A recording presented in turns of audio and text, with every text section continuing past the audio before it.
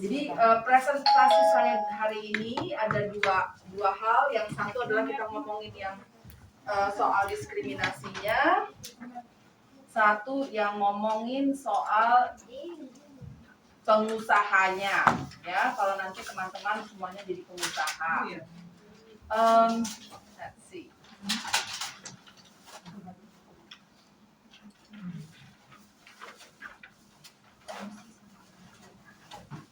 Mudah-mudahan ini, kalau kita pergi ke toko nih, kalau nanti jadi pengusaha, kan banyak ya orang jualan.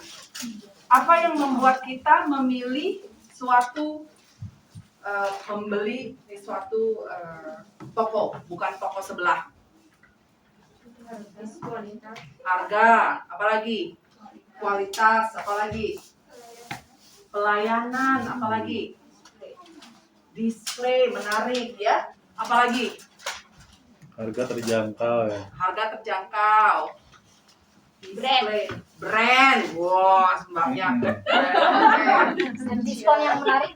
Diskon yang menarik, ya. Jadi banyak hal yang menyebabkan kita tertarik untuk pergi ke toko. Apalagi kalau kita ke pasar kan. Kalau ke pasar ya, wet market itu kan ya sama, sebelahnya ya jualan telur, ya jualan ini, akhirnya jualan sayur sama. Tapi kita biasa ada langganan, ya balik lagi ke situ. Benar nggak? Ya. Nah, kenapa kita balik ke situ terus menerus? Karena apa? Yes, kalau kita balik biasanya apa? Pelayanannya bagus, murah, diskon apa segala macam ya. Nah, karena apa? Karena ya satu ya otak kita mengingat, oh yang ini kemarin saya datang ke sini orangnya baik, benar nggak? Benar ya. Orang saya ke sini orangnya ramah, saya dilayaninnya menyenangkan. Nah jadinya kita balik lagi. Nah otak kita itu sebenarnya ya bagian yang sini nih di kepala ini ya itu bagian yang terbentuk lebih dahulu ketika ibu kita hamil, ketika kita masih dalam kandungan. Tujuan dari sistem ini adalah untuk memastikan bahwa kita selalu selamat. Makanya kita insting itu datangnya dari sini. Kalau kita lihat orang betato, instingnya gimana? Nakal, serem gitu ya. Lihat orang gede gitu kan, gelap-gelap berdiri di situ gitu kan, kita Kalau ini lihat orang bertato keren nih kan, karena menurut Aing tato itu kan seni juga. Ya, gitu. Ya, preman gitu kan. Karena apa? Karena kita terbiasa melihat orang bertato itu sebagai preman. Kalau preman biasanya ngapain? Malah. Apalagi? Minum di pinggir jalan. Tukang mukul, apalagi? Tukang malak. Jadi kalau kita lihat ada preman, ya udah kita balik aja lagi. Ya. Jangan yang jauh. Karena apa? Karena otak kita didesain untuk menyelamatkan diri kita sendiri, sehingga kita mempunyai sistem di mana kita bisa menarik informasi dengan lebih cepat. Ini dari neuroscience, ya. Nah sekarang, apakah seluruh orang bertato itu preman? Tidak. Enggak, ya kan? Tetapi karena kita punya pengalaman orang bertato itu preman, sehingga kita bertato preman. Apalagi kalau kita ngomongin Inul, apa yang keluar? Berjilbab Islam. Berjilbab Islam. Apalagi kalau tidak berjilbab apa? Bukan Islam. Bukan Islam. Padahal yang Islam tidak berjilbab juga banyak. Apalagi kalau yang apalagi biasanya? Tomboy. Kalau perempuan? Apa sih yang cukur pendek itu tomboy ya? Kalau yang tomboy ya Pak? Apa sih namanya? Waria. Ya waria. Lesbi. Apalagi? Uji apalagi? Jadi otak kita itu mempunyai istilahnya, kalau kita ada sesuatu, otak kita langsung ngeluarin Hashtag. Kalau orang Indonesia biasanya apa? Kalau orang lihat orang Indonesia, hashtagnya apa? Ramah, apalagi Lugu. Baik hati. baik hati. Baik hati. Itu Ya lugu. sopan. Sopan. Kalau kita ngomongin orang Jawa apa hashtagnya? Lembut. Kalau kita ngomongin orang Padang hashtagnya apa? Rendah. Orang Padang. Kalau orang galak. Kalau orang Batak apa? Galak. Bener nggak sih semua orang Batak galak? Tidak. Bener nggak sih seorang orang Padang keras? Enggak. Ya. Balik lagi adalah logatnya. Cuma balik lagi adalah otak. Nah sekarang saya oke. Satu kata yang teman-teman ingat, satu kata yang paling diucapkan ibu kalau waktu zaman kecil apa? Nggak boleh nakal. Apalagi? Jangan mencuri.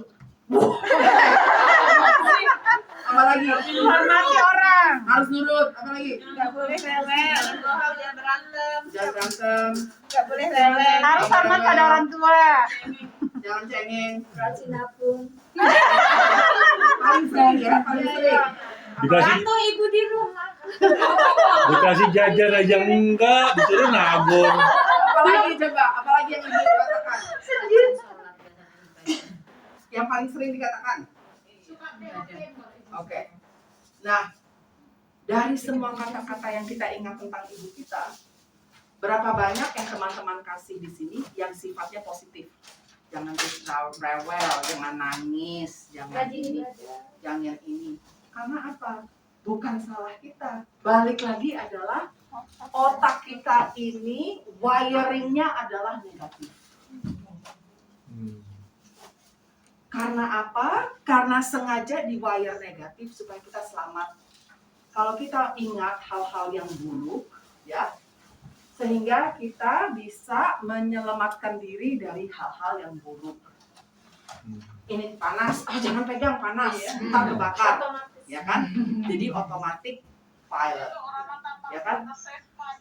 Nah, pertanyaannya adalah, ya, sejauh mana kita ini benar-benar sadar apakah kita masih berjalan di automatic pilot ini? Karena pengalaman kita yang buruk, ya, misalnya dulu pernah berusaha gagal, aku nggak pinter bisnis lah, nggak mau berbisnis, akhirnya pada trauma. Ya, padahal sebenarnya mungkin partnernya kurang keren, partnernya nggak jujur misalnya, ya kan? Jadi belum tentu kalau berbisnis lagi di kemudian bakalan gagal. Cuma balik lagi adalah kerjanya si otak ini dalam menyelamatkan limbic system kita sehingga kita merasa bahwa kalau kita melakukan ini kita bakalan gagal. Aku nggak percaya sama laki-laki lah, sakit. Ya kan? Drama Korea, siapa yang suka nonton drama Korea? Ya. Nah itu juga kerjanya si ini, Otak ya. ya, yang bisa bagian yang sadar ini sebenarnya kecil, ya. Bagian yang memegang keputusan dari otak kita adalah prefrontal cortex. Kalau informasi datang, yang masuk itu dulu ke sini duluan. Jadi otak kita selalu mengakses apakah ini aman buat kita apa enggak. Baru dia naik ke atas, ya, sehingga kita bisa mengakses situasi. Nah, oleh karena itu, sebelum kita melakukan sesuatu, makanya dibilang selalu bertanya, stop, baru actions, ya. Jadi we have to stop, berhenti. Apakah ini jalan terbaik? Tanya pada diri sendiri. Ketika kita bertanya pada diri sendiri, bertanya kepada Allah, bertanya kepada teman kalau kita lagi berkumpul.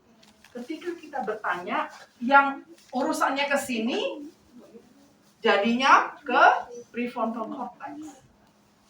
Jadi istilahnya Dengan begitu kita mengakses bagian otak kita yang berfungsi untuk mengambil kesadaran. Karena bagian otak kita sebagai besar ini adalah sebenarnya nggak sadar. Kita sadar nggak sih kalau perutnya di dalam lagi menginikan Menggerutu. makanan, menggiling makanan. Sadar nggak kita kalau bernafas? Nggak sadar. Jadi sebagian besar fungsi tubuh kita adalah sebenarnya dijalankan oleh bagian otak yang kita bilang subconscious brain. Ya. Nah, kenapa ini saya omongkan dalam soal diskriminasi? Karena apa? Sekali kita diinikan, misalnya kita lagi berusaha, saat kita gagal, atau sekali kita punya partner orang Padang. Paling enak ngomongin saya orang Padang soalnya. Ya kan? Kalau saya nanti bilang orang Jawa, yang marah banyak. Tersinggung. Misalnya partnernya Mbak Divi. Nggak bisa dipercaya, orang Padang nggak bisa dipercaya. Ya kan? Akhirnya apa? Ada orang Padang yang datang, kayak Pak Razak bilang, kalau acara ini jangan pandang bulu gitu ya. Orang Padangnya datang, Mbak Dian, saya mau lo invest di ini di susu herbalnya, ya kan? Mbak Dian bilang, orang Padang. Kemarin aja bawa murid duitku nggak balikin, ya kan? Aku nggak mau lah usaha sama orang Padang. Padahal sebenarnya orang Padang yang ini mungkin memang baik dan berniat, ya kan? Akhirnya karena kita balik lagi diran oleh emosi kita, diran dengan pengalaman masa lalu, akhirnya kita tidak mau melakukan sesuatu. Jadi intinya adalah kalau kita ngomongin konteks diskriminasi, konteks usaha, diskriminasi dan stereotip itu menciptakan pemisahan. Kalau kita memisahkan diri kita dengan banyak orang, yang termasuk kita pisahkan apa? Rezeki. Benar nggak? Aku nggak mau lah usaha sama orang Padang, aku nggak mau lah usaha sama orang Lampung, aku nggak mau lah usaha sama orang ini, aku nggak mau lah bukannya dilihat dari segi usahanya misalnya. Kalau misalnya bilang, saya orang Muslim, saya nggak mau usaha yang haram, nah jelas. Tapi kan orang dari mana aja bisa datang, betul nggak? Ya kan? Nah jadi istilahnya kita mesti lihat ya esensinya apa yang kita tidak inginkan dari usaha tersebut. Ya, nah jadi ini satu. Nah bayangkan kalau kita misalnya, aku nggak senang sama orang Padangnya ngomong, didengerin apa dicuekin? Dicuekin, ya kan? Orang Padangnya orang Padangnya ini mau usaha apa segala macam kita terima apa enggak? Enggak otomatis, ya. Nah intinya ini akan menjadi tindakan diskriminasi. Nah, kalau kita ngomongin soal Hongkong, ya, misalkan, atau organisasi, ya kan? Mau organisasi, ya kan? Orang yang mau kolaborasi jadinya menjauh, ya kan? Ya. Orang misalnya, kamu ada juga, ini yang kita sebut namanya unconscious bias, ya. Jadi kita punya bias tertentu berdasarkan hal-hal tertentu. Misalnya, contohnya, laki-laki sama perempuan, ya kan? Umur biasanya, kamu pengalamannya apa? Ya kan? Kamu kan masih segini. Padahal sebenarnya yang segini itu dia udah sekolahnya kemana-mana, lebih pintar. Kadang-kadang anak sekarang lebih pintar, benar nggak? Iya. Soal komputer lah, apalah malah kita nggak ngerti, ya. Nah, ada juga kita merasa social status persepsi bias, ya. Contohnya begini. Kalau kadang-kadang kan teman-teman belanja, terus Mbak Divi, aku nih gini-gini, mungkin gara-gara saya TKW, ya kan? Gara-gara saya PMI. Padahal kalau saya pergi ke pasar, orang tahu nggak sih saya PMI bukan? Nggak tahu, ya kan? Cuma justru kita dengan persepsi kita merendahkan diri kita sendiri. Akhirnya datang, saya cuma PMI, mungkin dia nggak apa-apa lah, jadi saya diperlakukan seperti itu. Bong saya kalau juga di toko diperlakukan seperti itu. Intinya adalah apa? Persepsi orang Hongkong balik lagi orang yang kulitnya coklat ini, ya, orang yang kulitnya coklat ini adalah mungkin pekerja rumah tangga. Kalau dia pekerja rumah tangga berarti dia mungkin tidak punya daya, nggak ngerti hukum. Jadi boleh aja kita lakukan seperti ini, boleh aja kita potong gajinya, misalnya. Boleh aja kita bilang jangan libur dalam segi majikan, karena dianggap kita sebagai orang yang berkulit coklat tidak mengerti hukum, ya. Nah, jadi ini status, ya. Nah, jadi intinya adalah jangan terlalu cepat bilang bahwa oh mungkin ini gara-gara saya sebagai PMI. Karena kalau misalnya datang ke IOC adalah lembaga hukum ya, kita ini sebenarnya bagian dari tangannya negara Hong Kong, walaupun Hong Kong bukan negara lah ya. Jadi tangannya ke pemerintahan Hong Kong istilahnya, salah satu tangannya ke pemerintahan Hong Kong. Jadi kita bukan LSM, kita bukannya NGO. Jadi kita memberikan, kalau misalnya kita tanggung jawabnya, memberikan tanggung jawab kerja kita ke DPR. Makanya itu tadi saya harus berhati-hati terhadap apa yang saya lakukan. Nah, intinya adalah pada ini adalah misalnya kita ada 4 undang-undang di Hong Kong, ya. Salah satunya adalah Undang-Undang RAS. Undang-Undang RAS ini orang di Indonesia dianggap bagian dari RAS. Jadi rasnya orang Indonesia. Warna kulit dianggap adalah bagian dari ras, ya. Jadi diskriminasi berdasarkan perbedaan ini berdasarkan warna kulit itu dilarang. Nah, apalagi sih diskriminasi kelamin. Jadi di Hong Kong ini laki-laki atau perempuan tidak boleh dibedakan, intinya dalam arti kata gaji. Kalau sama-sama jadi pekerja rumah tangga, ya kan, ya gajinya harus sama. Kecuali misalnya yang satu lagi kerjanya lebih berat, ya kan? Lalu kehamilan, status perkawinan, menikah atau janda, dan melindungi wanita yang menyusui. Maksudnya gimana yang status perkawinan? Kan kadang-kadang majikan bilang, aku nggak mau lah yang lajang, aku maunya yang sudah menikah. Ntar kalau yang sudah menikah bilang, nggak mau lah saya nanti kalau udah menikah punya anak, ntar anaknya telepon, saya maunya yang lajang aja. Serba susah dong kita ya sebagai pekerja. Salah, ya kan? Padahal undang-undang diskriminasi gini, yang jelas kamu bisa kerja apa enggak. Kalau kamu bisa kerja, majikan, agen tidak boleh membedakan atau tidak boleh menolak untuk memberikan pekerjaan. Diskriminasi status keluarga. Nah, siapa yang di sini punya anak di rumah? Oke. Nah, anaknya ditelepon nggak? Sering-sering. Telepon dulu. Anaknya hidup. Ya. Nah, kita sebenarnya ada undang-undang yang melarang diskriminasi karena status keluarga. Jadi intinya apa? Kalau kita di Hong Kong, kita masih ngerawat anak nggak? Masih. Ya kan? Apa? Dengan cara apa? Komunikasi. Telepon, apalagi? Biaya. Kirim uang, Finansial. kirim barang, apalagi? Cuti, betul ya. Jadi kalau misalnya telepon kita diambil susah nggak? Susah, nggak bisa menyambungkan dengan keluarga ya. Nah cuma jadi ini adalah bisa dianggap sebagai diskriminasi tidak langsung berdasarkan status keluarga. Karena walaupun kita di Hong Kong, kita tetap harus bisa komunikasi dengan keluarga.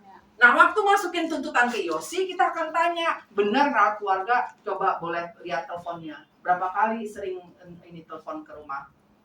Ntar kalau misalnya telepon ke rumahnya cuma sebulan sekali, ya kan?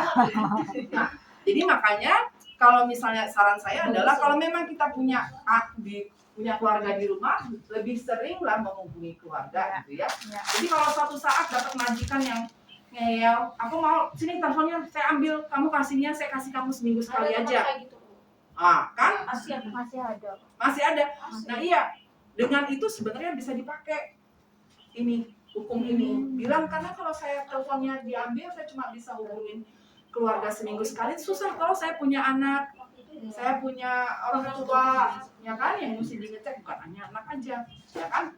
Nah jadi buat teman-teman yang di sini, kalau memang lagi punya telepon apa ya, chatnya lebih sering gitu. Jadi suatu saat kalau misalnya dapat majikan yang kayak gitu, bisa jadi bukti nih saya setiap malam saya atau setiap pagi saya teks anak, ya kan, setiap 2 hari sekali saya ngecek sama ibu saya sehat apa enggak, ya kan. Jadi nanti kalau suatu saat telepon itu dia ambil, bisa lihat saya ini, lihat nih, saya punya ini, sebelum saya masuk ke majikan ini, sebelum telepon saya diambil, ini yang saya lakukan, ya kan.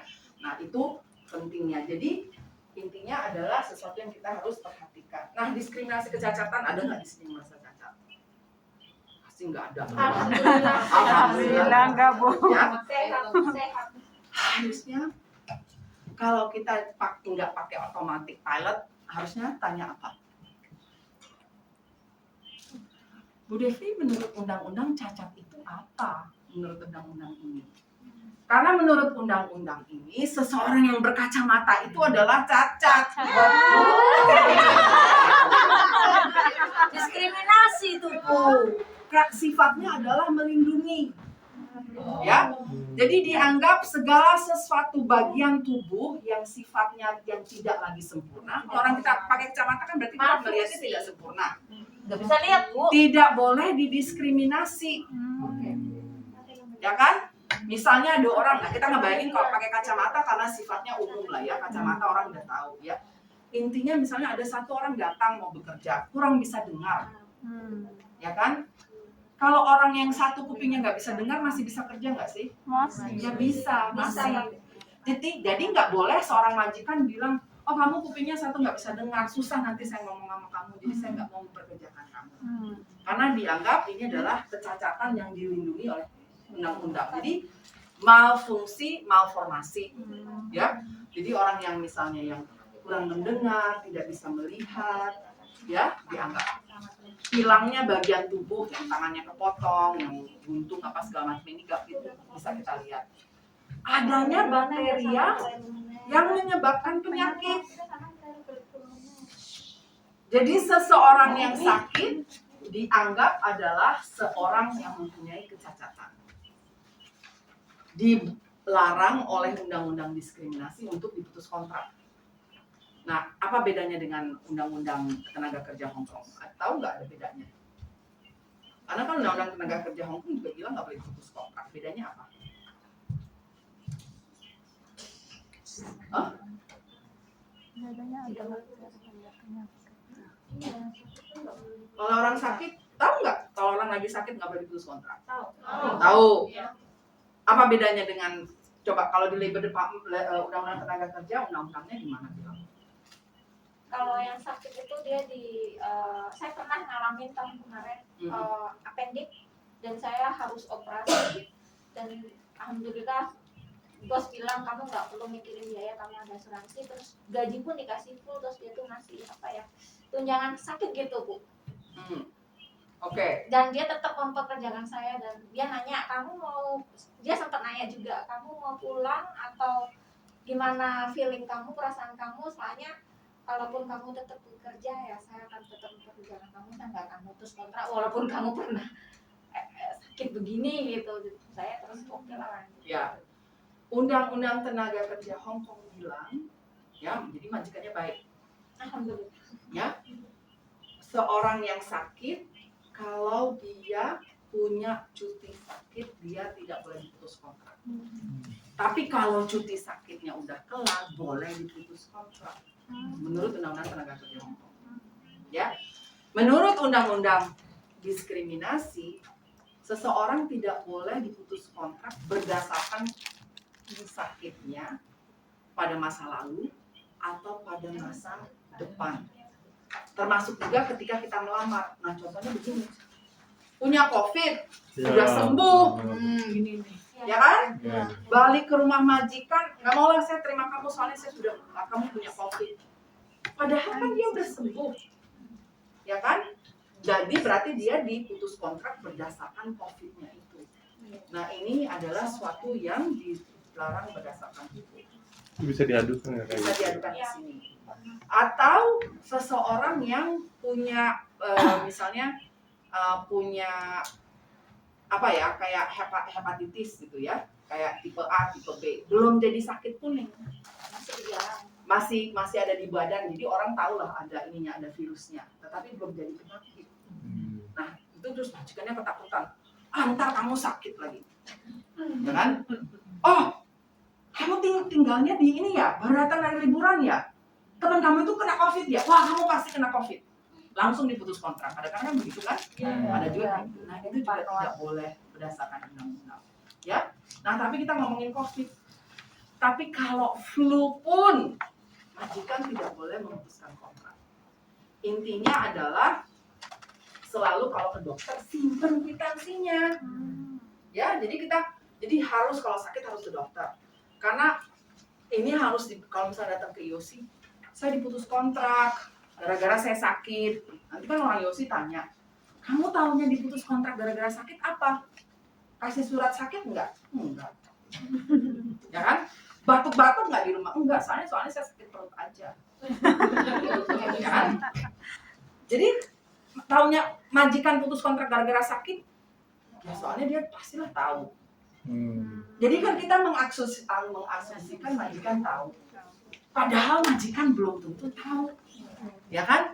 Jadi sama halnya dengan kehamilan, sama halnya dengan sakit. Usahakanlah benar-benar ngomong ke majikan, ini loh saya sakit, ini loh saya hamil, ya. Jadi kalau misalnya suatu saat nanti diputus kontrak, kita bisa bilang, iya tanggal sekian, tanggal 10 saya kasih suratnya, tanggal 11, 12 saya diputus kontrak. Nah kan jadi kita bisa bikin kasus, ya kan? Jangan sampai enggak sih, enggak ngomong. Tapi masa sih majikan nggak tahu, padahal saya perutnya udah gede gitu loh. Jangan salah, saya kalau ke MTR aja ada pernah orang kasih saya duduk dikirain saya hamil. Ya, Perut gemuk aja sombong.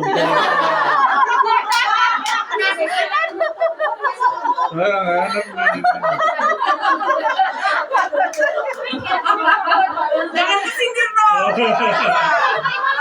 Aku semangat banget ceritanya. Kayak lagi nyombongin diri. Ya aku dikasih tempat duduk, aku duduk lah. Dia kan majikan ya, dia orang sini, dia mau tidur kan bebas setelah sampai rumah. Kita kan sampai rumah masih kerja. Duduk, aku nggak bayar. Aku nggak minta, cuma dia nawarin. Duduk aja. Sampai aku megangin perut. Diri yang nggak dari Dia kayak bukan Indonesia, dia Kadang ada orang nanya gini, oh ini aku nggak tahu, aku cuma jalan bedawan. Bahasa Indonesia. Oke, ya. Jadi intinya adalah jangan berasumsi orang ngerti gitu kan, kita harus kasih tahu gitu ya. Ngomongin soal hamil, saya juga pernah beberapa hari ke 2 tahun yang lalu lah gitu kan, naik pesawat. Jadi di Indonesia nih ibu, ya orang yang check-in kan, ibu kalau ibu lagi berisi, kalau berisi 6 bulan nggak bisa terbang.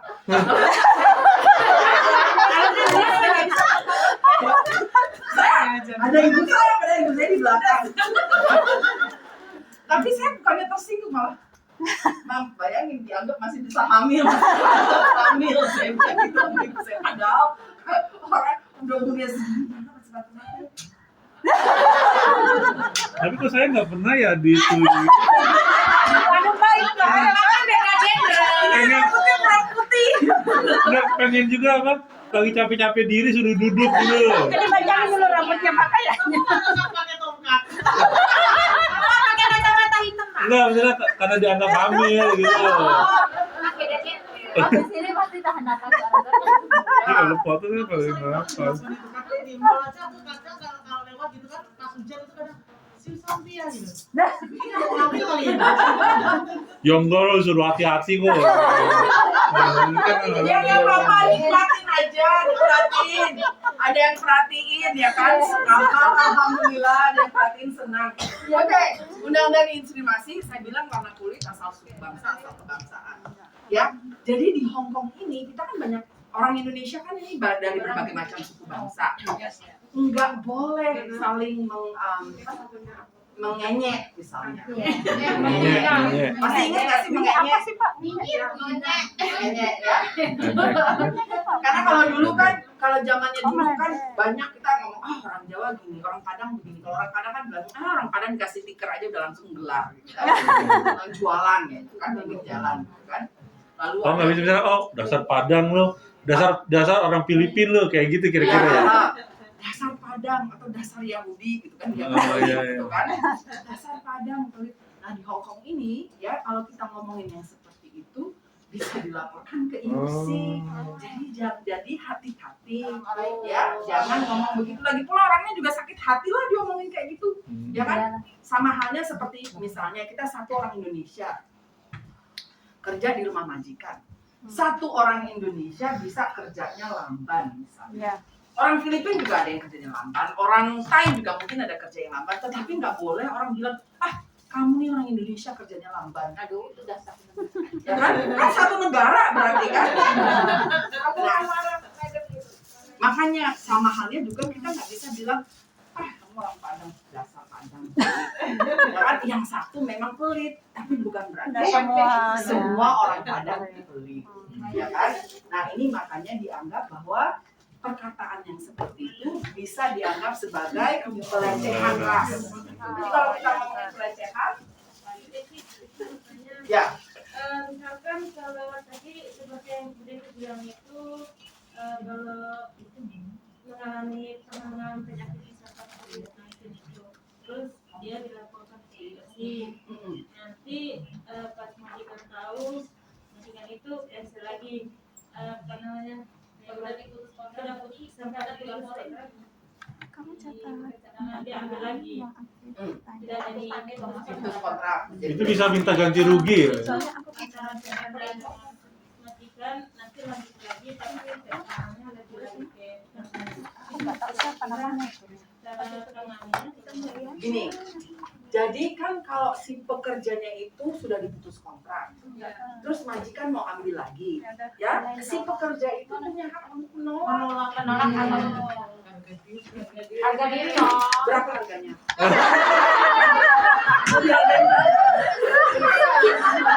Dia udah ketakutan kan, karena dia lapor kan, jadi dia jadilah Itu bisa nuntut ganti rugi nggak Kak? Ganti rugi bisa minta ganti rugi keuangan. Nah gitu.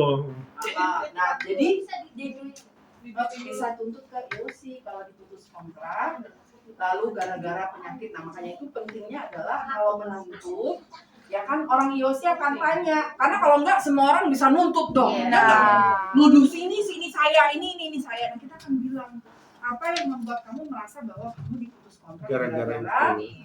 shock COVID, gara-gara penyakit, Ada gara-gara recordnya obrolan misalnya gitu ya. jadi Apa? ada tulisan juga Tulisan. boleh, ya. Jadi ada satu kasus zaman dulu yang menang di district court, nggak ada saksi recording, nggak ada. Tapi apa? Kronologinya lengkap. Jadi mau ditanyain di buletin, dijungkir balik, jawabannya sama. Ya kan? Makanya pentingnya punya catatan. Ya. Apalagi sekarang kan kita punya handphonenya udah elektronik, ya Mbak. Nah, jadi kalau ke dokter hari ini catat sebelum dikasih kwitansinya, ambil foto dulu, ya kan? Bayar apa? Misalnya ada obat, oke obatnya ini, foto, ya kan? Kelihatan kan ada namanya, tanggalnya dikasih apa. Jadi kalau misalnya ada sesuatu bisa dituntut. Nah, di Hong Kong ini ada pelecehan, ya. Ada pelecehan ras dan kecacatan, ada pelecehan menyusui. Ya, jadi sekarang ini orang menyusui, ya ibu yang menyusui dilindungi oleh undang-undang di Hong Kong. Wow. Ya. Nah, jadi kalau contoh undang-undang ras seperti gimana tadi pelecehan ras? Saya udah kasih contoh. Tadi dasar. perbedaan Tubuh yang tinggi, pendek. Nah, kalau perbedaan ras harus ada omongin rasnya. Orang Indonesia mana? Harus ada Indonesianya, ya, baru dianggap sebagai pelecehan ras. Atau kalau dibilang, kamu kok pelecehan, hak mamang deh. Atau kayak gini dasar negro lu, itu juga kena ya. Dasar negro lo, gitu kan. Nah, berarti kan melecehkan berdasarkan warna kulit. Kalau berdasarkan agama itu termasuk apa enggak? Agama tidak ada, belum ada hukumnya. Oh. Nah, tetapi misalnya, sosial. ya, misalnya begini, ada yang kita sebut, oke, ada yang kita sebut diskriminasi tidak langsung, ya. Jadi misalnya begini, kalau kita lagi melamar pekerjaan, ya kan, dia bilangnya begini, boleh kerja sama saya, ya kan, tetapi nggak boleh sembahyang, misalkan, Nah, sering. ya, nggak boleh sembahyang, ya. Nah, walaupun tidak ada agamanya, ya, tidak ada undang-undang perlindungan agama, ya kan, kita sembahyang berapa lama sih paling lama? 10 menit. 5 menit, biasanya kan juga 5 menit. Ada yang nggak 5 menit tadi. Ya, Kalau yang enak cuma 3 menit. malah ada yang di TV taraweh 3 menit, 12 rakaat 3 menit. Pernah lihat nggak?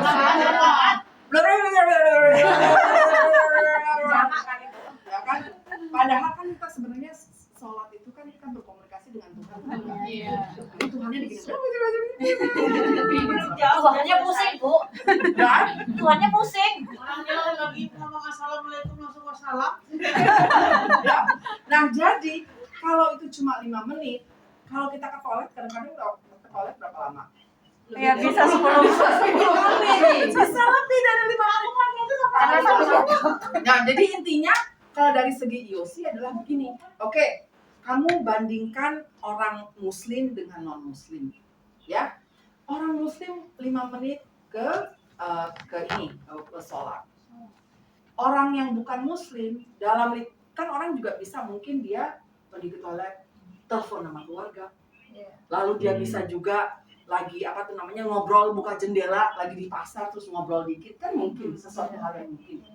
Lah kalau itu aja mungkin, kenapa kok sholat nggak boleh?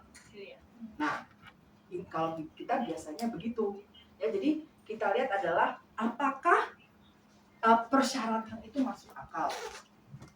Apakah persyaratan itu sifatnya adalah bisa dibenarkan, ya? Jadi kalau dibilangin, ya Allah sholat aja 5 menit kok, kenapa nggak boleh? Karena berarti ini orang Indonesia yang mayoritas muslim nggak bisa melamar ke pekerjaan tersebut. Jadi bisa dianggap sebagai diskriminasi tidak langsung. Gitu. Jadi bukannya diskriminasi langsung, tapi diskriminasi tidak langsung. Jadi intinya adalah belum tentu kalau hal-hal yang sifatnya agama langsung kita bilang oh nggak ada hukumnya.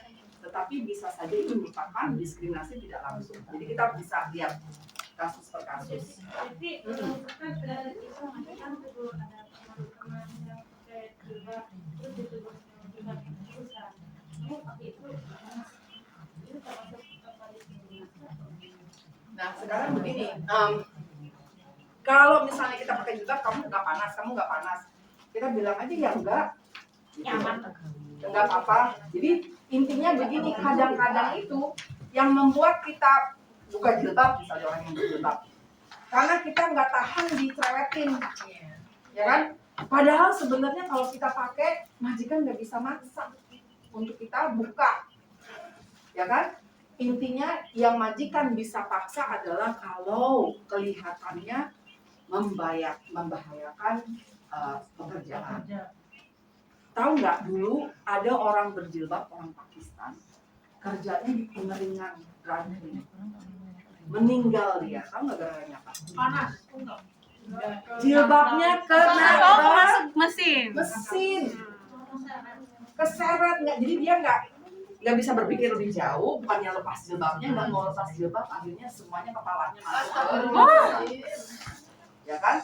Nah makanya jadinya begini, kalau majikannya bilang jilbabnya jangan panjang-panjang, entar kalau masak kena api, kan bisa ada kayak mbak yang itu tuh jilbabnya. Yang kayak Seperti ya ini mbak yang di belakang yang ungu yang di belakangin gitu kan, atau mbak yang pakai baju hitam diikat di ke belakang, ya kan?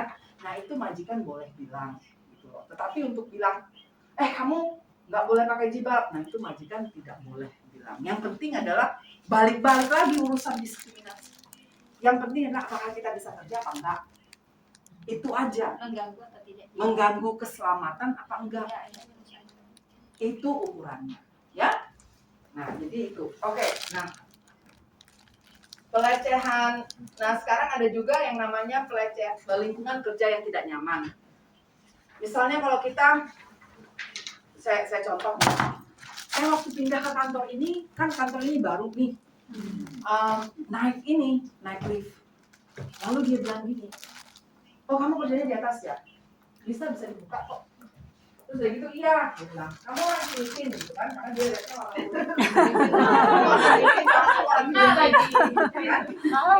Terus udah gitu, saya bilang bukan. Oh, terus dia bilang gini, yang nih ya? Terus saya bilang iya. Terus dia bilang lagi gini, Muslim. Saya bilang iya. Langsung dia bilang gini, wah teroris. Wah, saya juga kan, ya? Di Singapura tapi. Ya. Nah, saya kan jadinya, wah, saya bilang, Mak, saya kerja di Yosi, masa orang security-nya bilang orang Islam teroris gara-gara saya orang Indonesia, orang Islam teroris gitu ya. Lalu saya datang ke kantor saya suruh orangnya di training.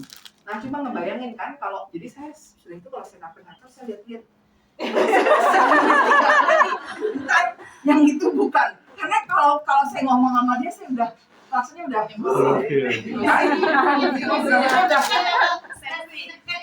rasanya sudah nanti aku dibilang-bilang teroris tentang jawabnya pakai bahasa Cina juga nggak ngerti gitu kan. Tapi apa namanya jengkel gitu kan. Nah itu jadinya makanya sesuatu yang lingkungan yang tidak nyaman. Jadi misalnya kalau kita kerja di rumah majikan, apakah ini orang pasang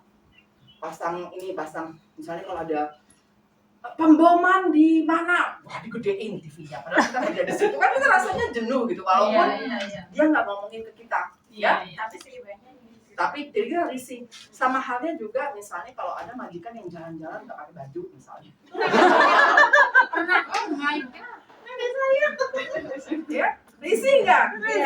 Risih gitu ya. Majikan saya Bu, pakai celana dalam doang. Iya, majikan cowok Bu. Dia cuma pakai celana dalam doang, perempuan lagi. Ya. Jadi ini sebenarnya Untung berapa duit? Kayak panjang. Ada untungnya, dibilang untung berapa duit?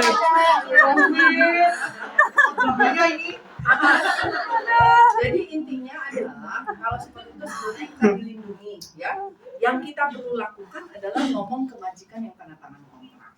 Karena dia mempunyai kewajiban untuk memastikan bahwa lingkungan kerja kita adalah sesuatu yang aman dan nyaman. Ya.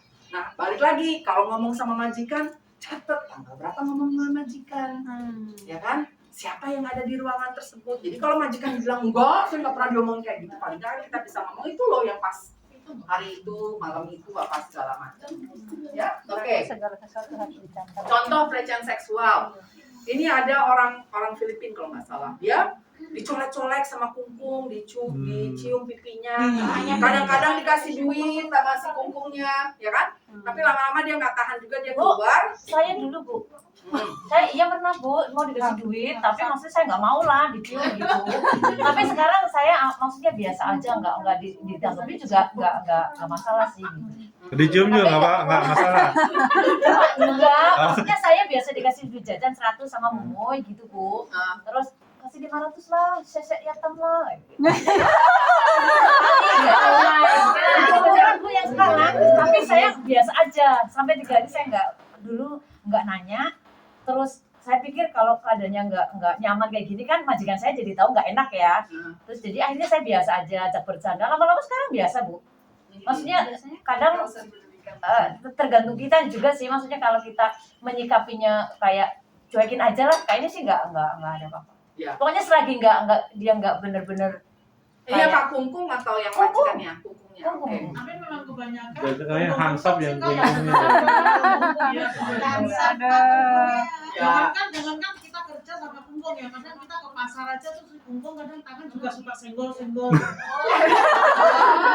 Iya, Suka tangan dari depan.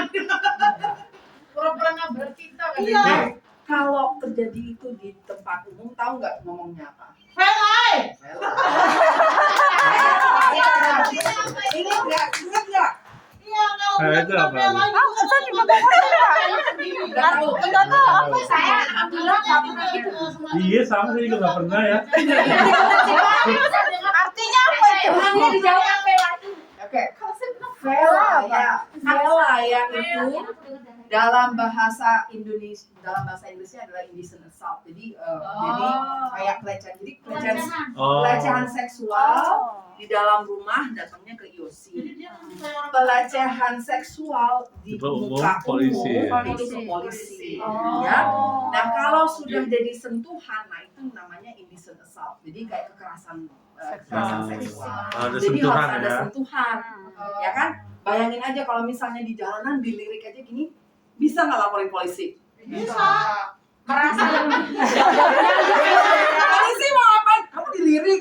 Laporannya apa? Berdasarkan Makanya maki-maki aja. kalau dilirik kayak gitu di rumah, Bisa kita tanyakan gitu. bisa laporin nggak? Bisa laporin ke nyonya. kalau nggak ada bukti juga susah kok, Cek. Kalau dilirik seperti itu berkali-kali, nyaman nggak? Enggak. Laporinnya kemana? Majikan. Kalau majikannya nggak berbuat apa-apa, laporinnya kemana? Kayak sih. Ke IOC. Kadang majikan nggak percaya loh, Bu. Ya memang. Nah, Kadang Jadi- majikan nggak percaya gitu kalau dilaporin. ya, gitu. ya kan? Nah, Kalau sih makanya tidak ada bawa barang bukti. ya, jadi Kita juga balik bodoh. lagi adalah ada teman yang misalnya ya bilang sama majikannya, kamu ngapain sih kayak gitu apa segala macam. Jadi nanti majikannya bereaksi itu dicatat. Jadi intinya begini, kalau yang namanya indecent assault harus ada sentuhan. Kalau ada sentuhan bisa dilaporkan ke polisi. Tetapi kalau tidak ada sentuhan, intinya misalnya kalau tanya, kamu mau nggak jadi pacar saya apa kayak tadi tuh, Berulang-ulang. saya tak kasih 500, kan nggak ada sentuhan, nggak ada apa, ya kan? Tetapi ucapan, nah itu tapi sudah termasuk pelecehan seksual. Nah ini bisa dilaporkan ke IOC, ya. Nah kasus ini walaupun dia dikasih duit, dia tuntut ke IOC dapat ganti ruginya 5 bulan gaji. Wow. Mau digituin?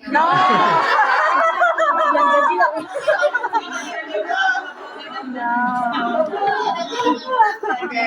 Kalau di Indonesia yang dilaporkannya di mana ya? Misalkan nih, sekarang kan kayak sosmed itu kan sudah itu ya sudah maksudnya sering merajalela gitu kan. Misalkan kita mendapatkan pelecehan itu melalui sosmed gitu kan. Misalkan inbox atau gimana gitu. Intinya dilecehkan dalam arti nggak cuma pelecehan seksual saja ya dari maksudnya ini. Kita kadang perempuan itu kan menutupi diri kita bahwa kata janda gitu kan banyak orang yang mungkin rasa malu gitu kan. Terus kita ketika kita digoda laki-laki kan kita sering ngomong, oh enggak saya punya suami gitu kan. Tapi laki-laki itu nggak percaya, akhirnya kayak orang maki-maki gitu kan. Terus ngatain kita, ngaku aja janda ini bla bla bla bla sebenarnya itu kalau kita mau laporin gimana ya kalau di Indonesia? Aku nggak tahu. Namanya Kalau Di laporin emosi misalnya kita posisi di Hong Kong gitu kan. Ya, kalau kayak begitu yang melakukan Indonesia, orang ini lewat Indonesia, kalau saran saya sih begini ya, kalau di internet itu kan banyak trollnya, Iya. ya kan? Jadi berhati-hatilah kalau bersosmed. Kalau saya biasanya kalau orang nggak kenal mau jadi temenan, kalau laki-laki gitu ya, biasanya saya udah nggak terima. Iya, tapi kebanyakan kalau kita mengungkap kasus pelecehan seksual di sosmed itu kenapa selalu prioritasnya tuh yang disalahkan perempuan gitu kan? Itu sering banget kan? Ya, nah itu makanya kita juga harus berubah karena kadang-kadang kalau kita nyalain perempuan, laki-lakinya tidak pernah diajarin. Itu yang salah. Nah sekarang gini, balik lagi ke yang pelecehan di muka umum. Vela ya, itu artinya indecent assault. Di Hong Kong, indecent assault itu hukumannya 10 tahun penjara maksimum.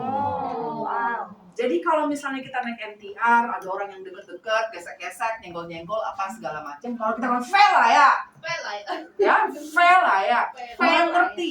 Orang ngerti Iya. ini adalah indecent assault. Kalau orangnya coba lari, ya kan? Kita bisa aja bilang, Vela ya, gitu kan? Orang itu gamenga gitu kan? Orang itu bisa, orang ngerti. Langsung yang depannya langsung ikut ngejar. Ya, orang lain langsung ngejar, bisa dipanggil polisi, orang bisa bereaksi, gitu ya. Nah jadi jangan takut. Jadi kadang-kadang kita merasa aku nggak enak apa segala macam, tapi di Hongkong ini sifatnya serius. Sama halnya dengan yang foto misalnya dari atas, foto ke bawah, foto yang di bawah Iya, itu iya. sekarang sudah banyak merupakan pelanggaran hukum di Hongkong. Ya, Ada untuk ya sebentar. Satu lagi misalkan kalau yang melakukan pelecehan itu anak di bawah umur ya, dia kan sering lihat dari kelakuan orang tuanya Bu ya. Terus dia prakteknya kerjanya itu gimana? Iya. Nah, Ada untuk colek-colek gitu ya. Jadi gini, di Hong Kong ini, jadi intinya begini, di undang-undang diskriminasi ya, itu tidak ada batas umur minimum. Jadi yang kita harus lakukan adalah ngomong ke ibunya. Kalau ibunya tidak melakukan tindakan tertentu, nah pelecehan ini terus terjadi, yang dituntut nanti ibunya. Iya benar. Orang tuanya, ya. Kalau kriminal minimal 10 tahun. Tapi kalau untuk lewat IOC nggak ada batas umurnya. Jadi yang penting adalah majikan harus memastikan bahwa tempat kerjanya ini aman, ya. Nah ini juga ada teman sakit tumor, ya kan? Waktu dia bilang sama majikan nggak diputus kontrak, cuma 1 bulan sebelum operasi baru diputus kontrak. Tapi sebelum itu majikannya suka mengkritisi, gitu kan? Mengkritisi, mengapa kok kerjanya nggak bagus apa segala macam. Nah tapi dia surat-suratnya lengkap, pergi ke dokter ada tanggalnya, surat pemutusan kontrak jelas apa segala macam, dan dia ada saksi. Nah jadi sekarang gini, kalau di kasusnya IOC kadang-kadang itu yang namanya saksi ya bisa saja dengan kalau kita teks agen, teks organisasi, saya majikan saya begini apa segala macam, teksnya jangan dihapus. Jadi ini atau teks konsulat, ini jadi saya minta bantuan nih apa segala macam. Jadi suatu saat kalau misalnya ketua organisasinya baik atau konsulatnya baik, agennya baik, mau datang itu bantu, nah itu bisa menjadi membuatkan kasus ya. Jadi ini dia dibantu sama orang konsulatnya datang, orang Filipina ini. Orang konsulatnya datang sama temannya, sama anak ini, bilang memang iya dia sebelumnya sudah minta bantuan sama kita, gitu kan. Jadi kan kasusnya jadi lebih terpercaya, gitu kan. Nah, akhirnya majikan kasih 9 bulan gaji sebagai ganti rugi, ya. Oke. Kalau masa misalkan nih Kak, kita finish kontrak gitu kan kita nggak ngerti awalnya, kita nggak ngerti sakit gitu. Misalkan kita mendapatkan sertifikat baru gitu, terus sudah tanda tangan kontrak bisa baru belum turun gitu, tapi masih menunggu kita, terus ternyata anak itu tersebut sakit itu diputus, boleh nggak? Nah hukum, nah ini bedanya antara hukum anti diskriminasi dan hukum ketenaga kerjaan. Hukum anti diskriminasi melindungi kita juga sebelum bekerja. Jadi kalau kita sudah ada tanda tangan kontrak, kan surat berarti sudah ada perjanjian bahwa ini bakalan kerja sama saya misalnya. Nah dia nggak boleh menarik tawaran kerjanya tersebut. Jadi bener majikan saya kan itu terjadi ke aku sendiri gitu. Aku tanda tangan kontrak, terus aku pulang Indonesia ternyata aku kanker. Terus aku di Indonesia sampai 6 bulan, aku bilang nggak apa-apa diganti aja gitu. Majikanku tetap nggak mau sampai aku operasi selesai. Tapi sebelum operasi belum 1 bulan aku sudah kembali ke Hongkong, terus majikan juga membantu sih merujuk ke rumah sakit juga. Ya berarti mbaknya kerjanya baik, majikannya juga hubungannya baik ya, dan majikannya juga ngerti hukum. Jadi sebenarnya seperti itu. Kalau dia memutuskan kontrak pas mbaknya di Indonesia, mbaknya bisa. Jadi kalau masukin tuntutan ke IOC dalam 1 tahun itu bisa. Itu bisa ya, walaupun posisi kita di Indonesia. Ya. Jadi walaupun misalnya, jadi ada organisasi lah, misalnya mau, makanya penting kenal juga organisasi yang ngurusin hukum kayak Christian Actions, kayak HELPS, kayak SBMI, kayak Mission for Migrant Workers. Karena walaupun kita di Indonesia misalnya, mereka bisa tetap majuin kasus, asal surat-surat lengkap, ya kan. Dan juga kalau kita dihubungin ya bisa ketemu, gitu kan. Dulu ada kasus pelecehan seksual, tapi ini memang 13 tahun yang lalu lah waktu saya mulai baru bergabung. Kita sudah siap untuk ngasih bantuan hukum. Kita mau tuntut itu si majikan ke pengadilan. Anaknya nggak bisa dicari. ya kan? Zaman dulu Facebook mungkin belum begitu canggih atau teman-teman belum begitu canggih Facebook atau email, jadi nggak bisa kita cari orangnya. Jadi mau nggak mau kasusnya jatuh, jadinya kita nggak lanjutkan gitu ya. Jadi kalau misalnya kita di Indonesia memberikan perwakilan, pastikan bahwa perwakilan kita itu memang bisa menghubungin kita, kasih nomor yang bisa memang bisa dihubungin ya. Oke. Nah, balik lagi, jadi ini adalah yang terakhir karena waktu sudah tidak memungkinkan. Ya, Indonesia ini besar sekali, ya kan? Ada berapa bahasanya? 250, lebih dari 250 bahasa. Kita punya lebih dari 9.000 pulau, hampir 13.000 pulau. Ya. Orang itu bermacam-macam nih. Kalau Pak Razak ini kan yang lebih ngerti Al-Qur'annya ya, yang bilang bahwa Allah menciptakan manusia berkuak-kuak dan bersuku-suku untuk supaya kita saling mengenal, ya kan? Nah, intinya adalah ya, kalau kita bisa melihat orang berdasarkan harkat orang tersebut. Intinya apa? Si A kurang pinter, si B kurang cerdas, si C orangnya malas misalnya. Tetapi jangan disamaratakan semua, ya kan? Karena kalau begitu berarti kita nggak bisa menerima orang yang dari negara atau orang yang dari suku lain. Padahal semua itu adalah ciptaan Allah, ya. Jadi dengan begitu saya tutup acara ini. Terima kasih semua buat teman-teman yang datang, yang belum pernah datang ke sini ya. Iya, Banyak belum pernah datang ke sini.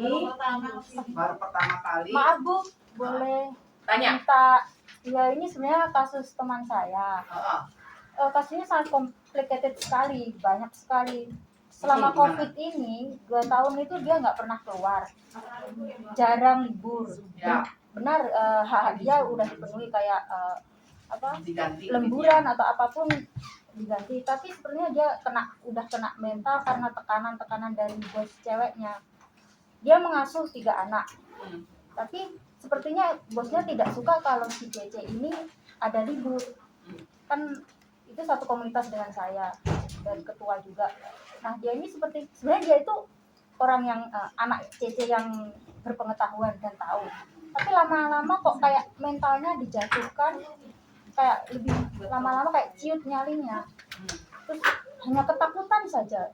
Kita sharing via chatting saja sih.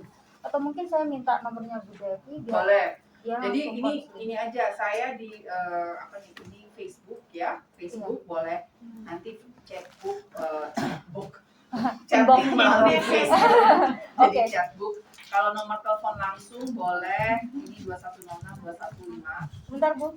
Nah, ini di atas. Kita di atas. Yang biru. 21. Oh ya. Itu sebelah sana tuh. Kasih minyak yang 21. Oke ya, jadi itu dulu. Nah, jadi acara saya kembalikan kepada Mbak Umaroh. Bu Umaroh tuh. Iya. Ada apa? Udah selesai. Acaranya dikembalikan kepada Bu Almaroh penutup. untuk menutup, dan terima kasih buat teman-teman. Jadi jangan segan-segan untuk kok malah bilang. Jangan segan-segan untuk menghubungi kalau perlu.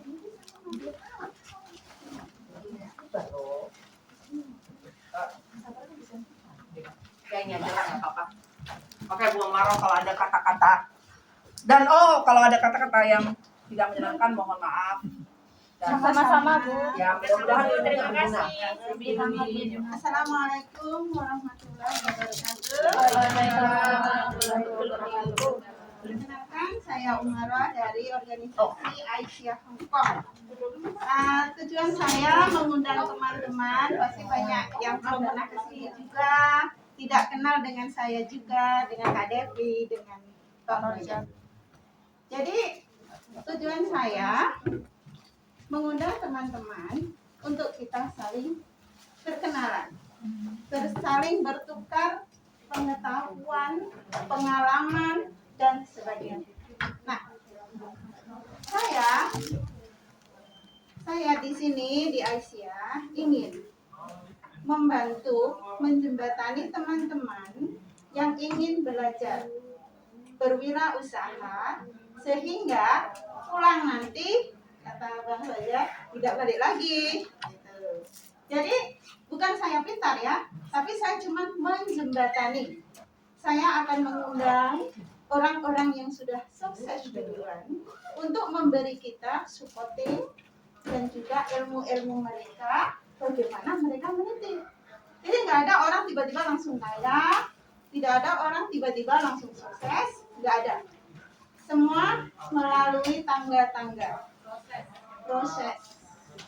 Nah, di organisasi kami itu di Indonesia itu banyak sekali, sekolahan banyak ya, pendidikan, rumah sakit banyak.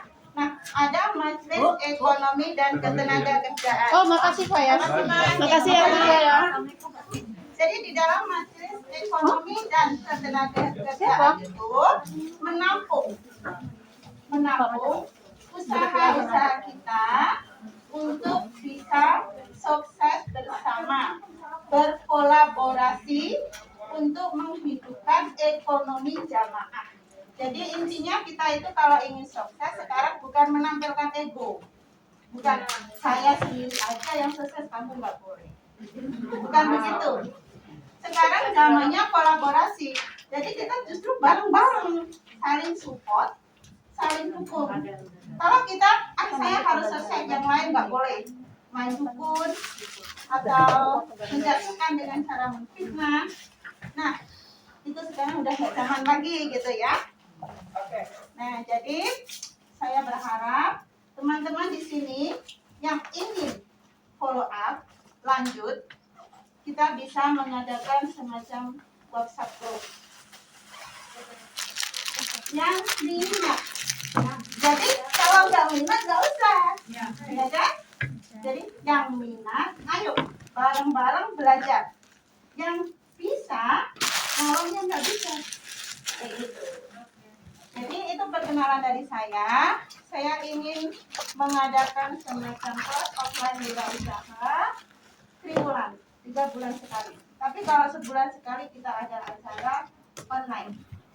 Jadi kita di bawah naungan Majelis Ekonomi Ketenagakerjaan Aisyah, yang dimana di sana sudah banyak saudagar-saudagar, konsultasi ya. Nah, mereka akan membimbing kita. Terus di sana kita akan dikenalkan dengan market. Nanti dibantuin grupnya. Oh, kalau di sini produk yang bagus ini, usaha yang bagus ini, jualnya ke sini. Jadi kalau kita hanya punya modal, punya keterampilan, tidak punya market, mau dijual kemana?